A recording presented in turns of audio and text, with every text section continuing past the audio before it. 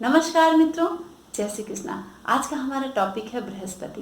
बृहस्पति का गोचर किस तरह से वह जब 29 मार्च को जब वह आएगा, प्रवेश करेगा धनु राशि में, तो वह क्या प्रभाव देगा, क्योंकि पहले से ही वहां पर शनि और केतु विद्यमान है।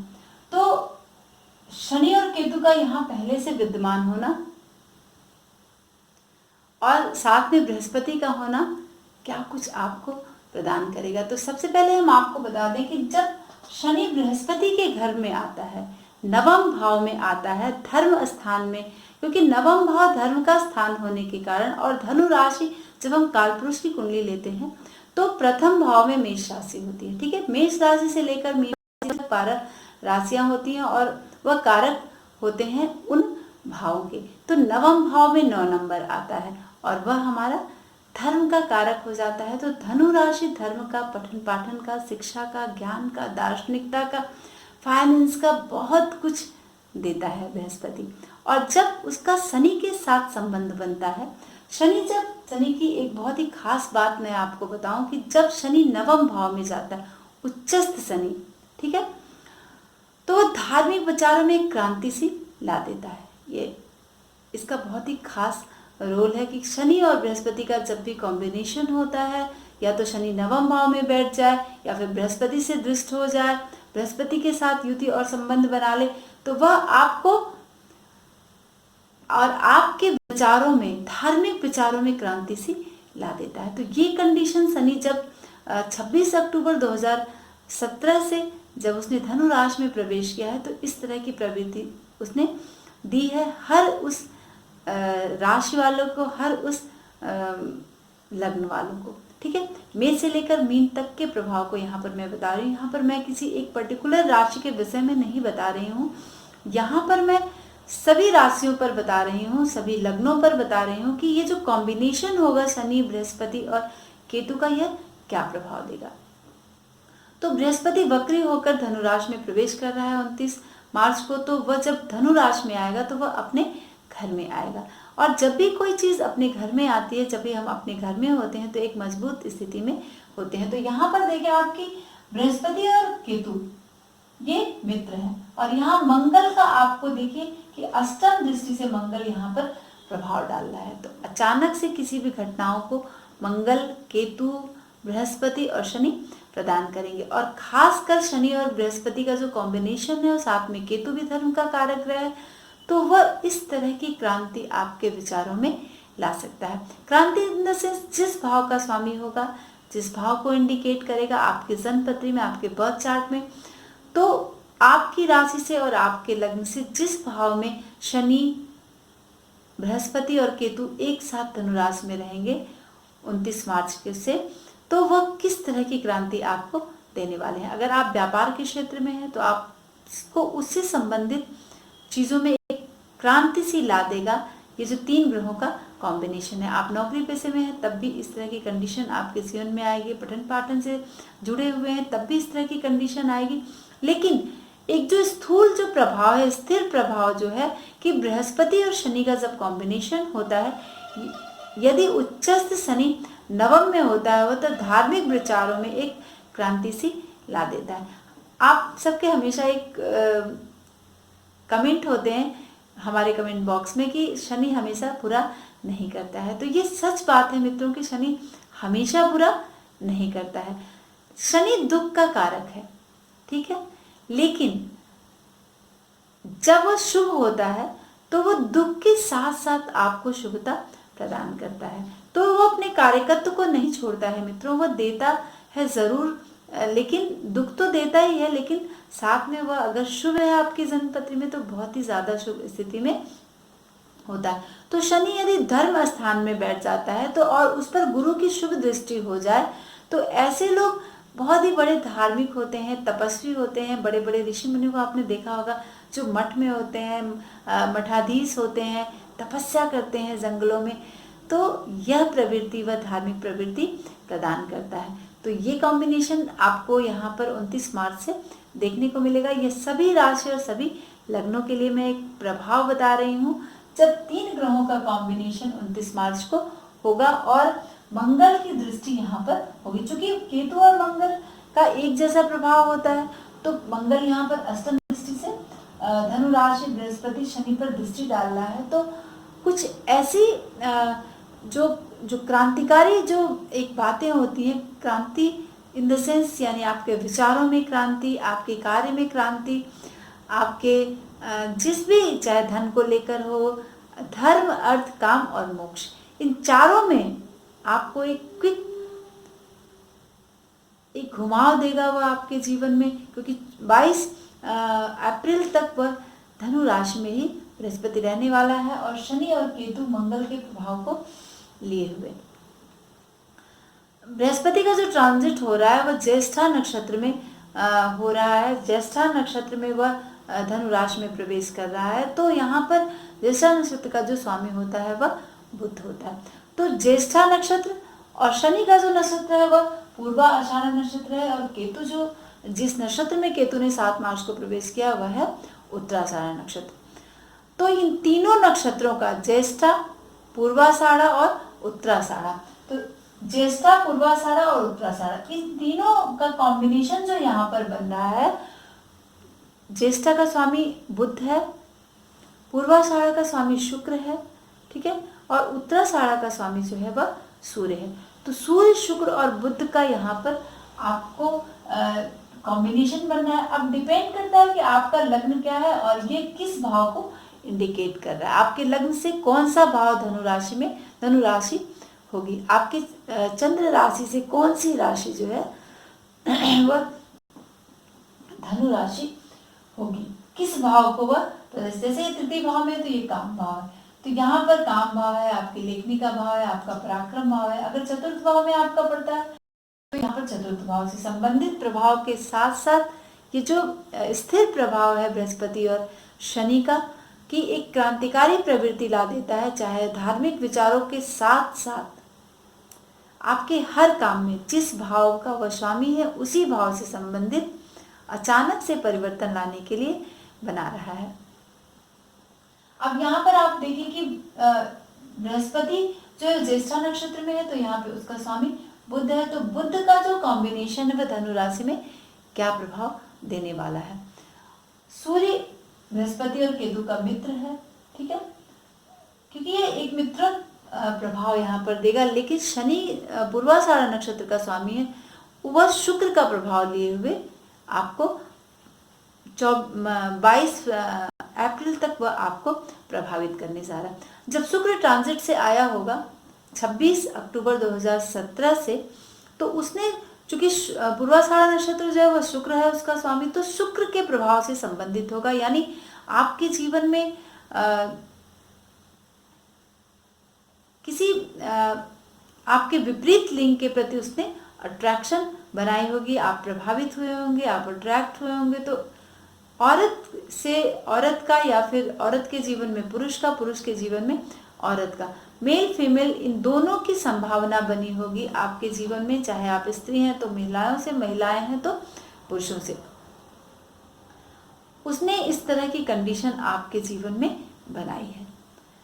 अब सूर्य वहां पर है, केतु का जो स्वामी है वह सूर्य है, वह उच्च स्थिति में है, तो प्रथम चरण में है सूर्य। केतु की जो नक्षत्र का स्वामी है, तो इन 3 प्रभाव को आपको यहाँ पर 22 अप्रैल तक यहाँ पर आपको देखने के लिए मिलेगा। अब शनि का क्या प्रभाव था जब ज्येष्ठा नक्षत्र में पूर्वाषाढ़ नक्षत्र में शनि ने जब प्रवेश किया है, तो उसने आनंद पूर्वक आपके जीवन को बनाया है। किस क्षेत्र में? स्त्री से युक्त आनंद जीवन। मैंने बताया है कि शुक्र का प्रभाव शनि के साथ है। शनि जो है वो शुक्र के नक्षत्र में है, पूर्वाषाढ़ नक्षत्र में है, तो उसने शुक्र यानी स्त्रियों से युक्त जीवन, आनंद पूर्वक आपको एक जीवन दिया है, क्षणिक कुछ समय के लिए। तो इसकी वजह से आपको जो अपमान की स्थिति झेलनी पड़ रही है, जो भी आपके जीवन में ये कंडीशन आ रही है कि हो सकता है कि कोई हमारे इन गुप्त संबंधों को जान जाए, ये एक भय आपके अंदर बना हुआ था जब बृहस्पति ने वृश्चिक राशि में प्रवेश किया है। और थोड़ी सी अपमान की स्थिति बनी होगी जब शनि ने ट्रांजिट किया है 26 अक्टूबर 2017 से। अच्छे मित्रों से ये मिलवाया होगा, लेकिन अब ये कॉम्बिनेशन तो बन रहा है, लेकिन जब बृहस्पति ज्येष्ठा नक्षत्र में आकर 29 तारीख को जब प्रवेश करेगा धनु राशि में, तो वो आपके मित्रों की संख्या को कम कर देगा। शनि ने यहाँ मित्र को दिया है, ठीक है, 26 अक्टूबर 2017 से। अब 29 तारीख को जब ये वक्री होकर आएगा जब धनु राशि में, तो वह आपके फटाक से आपके मित्रों की संख्या को कम कर देगा, ठीक है। आप एकांत में रहना पसंद करेंगे, चिंतन करना पसंद करेंगे, और एक संतुष्टि का जीवन आपको लगेगा। एक 22 तारीख तक आपको लगेगा कि ठीक है, हम जरा सा भी इधर उधर पैसे कमाने की हमारी इच्छा नहीं है, और बहुत ही संतुष्ट जीवन है, चाहे हमें 2 पैसे मिल जाए। ये 24-25 दिन का ये जो प्रभाव आपको देने जा रहा है बृहस्पति धनु राशि में आकर, धर्म करने वाले में, धर्म में आपकी प्रवृत्ति बढ़ेगी।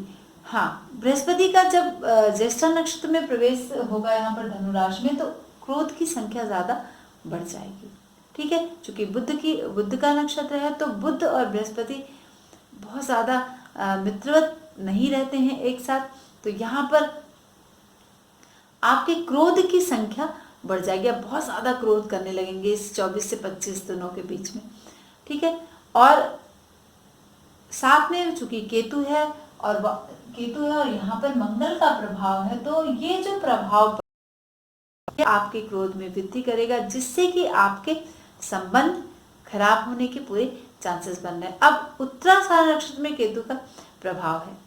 इस 29 तारीख से जब ये 3 नक्षत्रों का प्रभाव आपके जीवन में पड़ेगा, अब चाहे जिस भी भाव का स्वामी है, आपके नव नंबर जो है धनु राशि जो है किसी भी भाव का स्वामी, तो केतु ने आपके स्वभाव को नम्र न बनाकर, चूंकि यहाँ पर अकेला अगर केतु रहता तो वो नम्र बना देता आपके स्वभाव को, लेकिन अब मंगल का प्रभाव है, शनि पापी ग्रह है उसका प्रभाव, और बृहस्पति आ रहा है 29 तारीख से, तो वह आपके स्वभाव में एक क्रूरता ला देगा।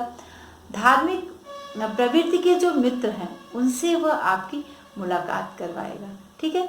और एक दूसरे का आप उपकार मानने के लिए तत्पर रहेंगे। अगर किसी ने आपके साथ बहुत ही अच्छा किया है, आपका हेल्प किया है, तो आप उसके उपकार को मानेंगे। आप अप्रिशिएट करेंगे कि हाँ, इसने हमारे ऊपर बहुत बड़ा एहसान किया है, और सबके प्रिय बनेंगे इन दिनों में। लेकिन मंगल की जो दृष्टि पड़ी, इसको लेकर थोड़ी सी आपकी जो क्रोध की प्रवृत्ति है उसमें आप थोड़ा सा सावधानी रखें। सबसे ज्यादा अपने क्रोध को कंट्रोल करें, जो उद्विग्नता है आपके मन में उसको कंट्रोल करें, और प्रॉपर आप अपना चेकअप कराएं, क्योंकि ये जो प्रभाव पड़ने जा रहा है ना, वो नाभि पर आपके पड़ने जा रहा है। तो पेट से नीचे का हिस्सा जो है वहां पर वो आपको बृहस्पति, शनि और केतु प्रभावित करने जा रहे हैं। तो आप दिखा लें, आप डॉक्टर को, अगर आपको कोई शक है कि हमें इस तरह की बीमारी हो सकती है मित्रों, तो आपको प्रॉपर चेकअप जरूर करना चाहिए।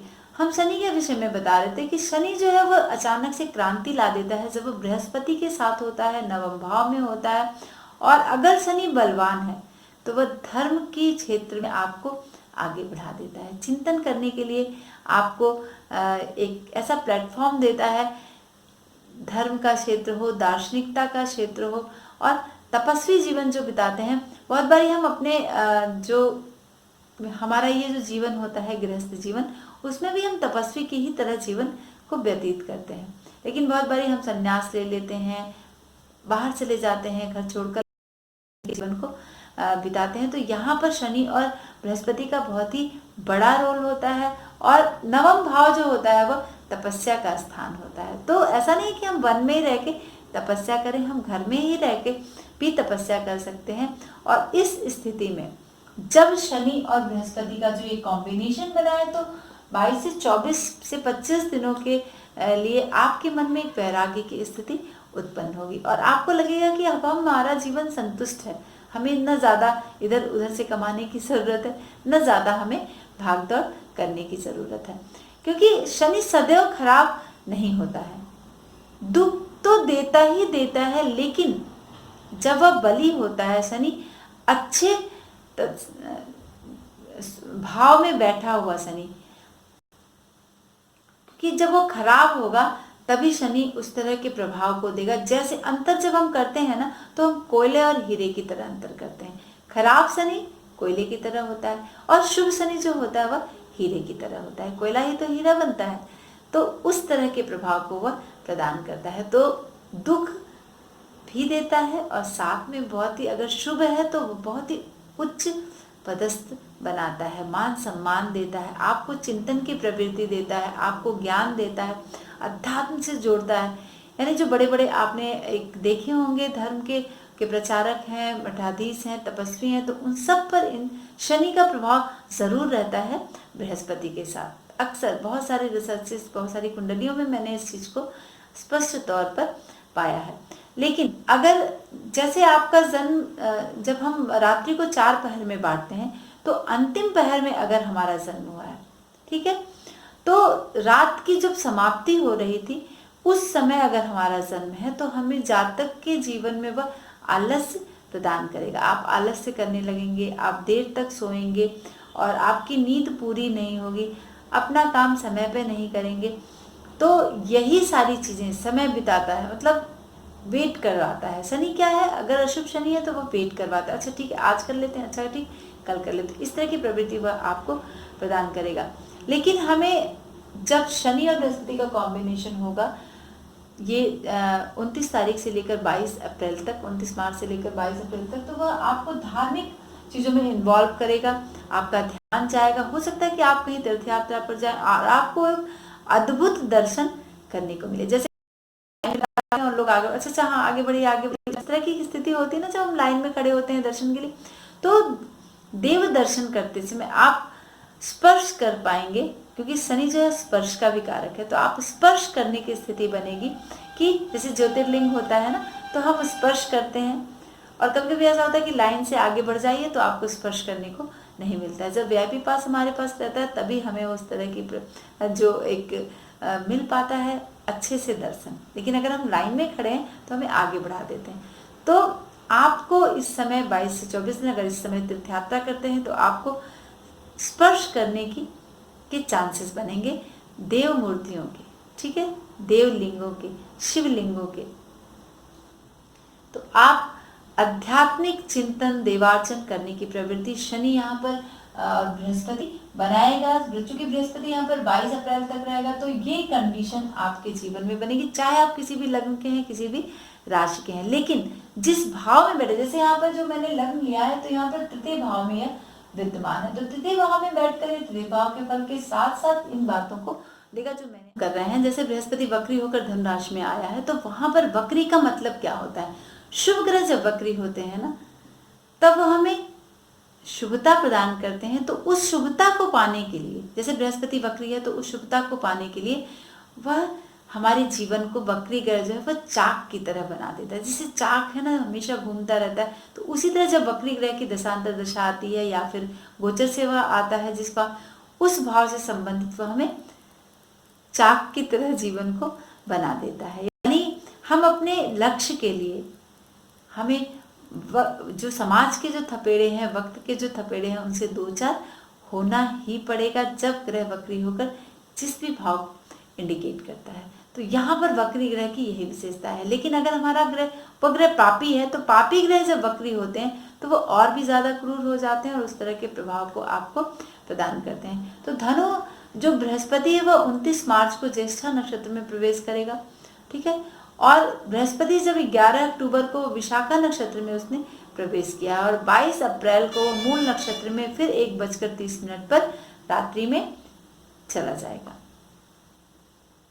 तो एक मैं विशेष बात आपको बता दूं कि जब बृहस्पति के हम फल को देखते हैं, तो बृहस्पति ने 11 अक्टूबर से वृश्चिक राशि में प्रवेश किया और अभी वह धनु राशि में आएगा 29 तारीख से 24 से 25 दिनों के लिए। तो यहाँ पर आपको मैं बता दूं कि जब 2 नक्षत्रों का भोग करता है वह पूरे वर्ष में बृहस्पति, तो वह शुभ होता है। जब 2 से 2.5 के बीच में वह भोग करता है, यानी 0 से लेकर 2.5 नक्षत्र तक वह भोग करता है, तो वह मध्यम फल हमें प्रदान करता है। लेकिन अगर 2.5 से ऊपर बढ़ जाता है, जैसे यहाँ पर हमने बताया कि विशाखा नक्षत्र है, ज्येष्ठा नक्षत्र और मूल नक्षत्र है, तो इस पूरे वर्ष में बृहस्पति 3 नक्षत्रों में भोग करेगा। 3 नक्षत्रों में, जैसे प्रवेश उसने विशाखा नक्षत्र में किया, फिर जब वह वक्री हुआ है तो ज्येष्ठा नक्षत्र में, धनु राशि में आया है, और फिर जब वो मार्गी होगा 22 तारीख से, जब वो वृश्चिक में जाएगा तो फिर वह मूल नक्षत्र में जाएगा, और फिर 4 नवंबर को वह वापस से धनु राशि में आएगा, और धनु राशि में वह शुभ प्रभाव को प्रदान करेगा। तो इस तरह की कंडीशन जब होगी ना, तो इस पूरे वर्ष में 3 नक्षत्रों का भोग किया है बृहस्पति ने, तो वह थोड़ा सा बहुत ही ज़्यादा पॉजिटिव नहीं होगा, आपके लिए कष्टदायी होगा। तो आपने देखा होगा कि बृहस्पति का जो ट्रांजिट 11 अक्टूबर से हुआ है, वो उसने कुछ विशेष नहीं दिया है लोगों को, ठीक है, नॉर्मल सा दिया है। तो कुछ और प्लैनेट्स आपके शुभ होंगे जिससे ये शुभता बनी है, लेकिन बृहस्पति को लेकर अगर आप देखें तो उतना कुछ बृहस्पति ने ये 2018 से 19 में नहीं प्रदान किया है। तो बृहस्पति के लिए आप प्रॉपर इलाज कराएं। बृहस्पति क्या है, किस तरह से बैठा है आपकी जन्मपत्री में, तो वो चीज़ें आपको यहाँ पर बृहस्पति को बल देना होगा। क्योंकि जब हम कभी किसी जन्मपत्री में बृहस्पति का कारक होता है, किसी जन्मपत्री में वो बहुत ही पॉजिटिव होता है, तो इस तरह की कंडीशन 26 अक्टूबर 2017 से जब शनि धनु राशि में यहाँ पर आया है, तो अभी 7 अप्रैल से केतु का जो ट्रांजिट हुआ है, तो जब शनि और केतु एक साथ जब बैठे हैं तो उन्होंने कुछ कलह और उपद्रव की स्थिति प्रदान की है आपके जीवन में, हर किसी व्यक्ति के जीवन में, क्योंकि ये फल था, केतु और शनि का ये फल है जो वो प्रदान करता है।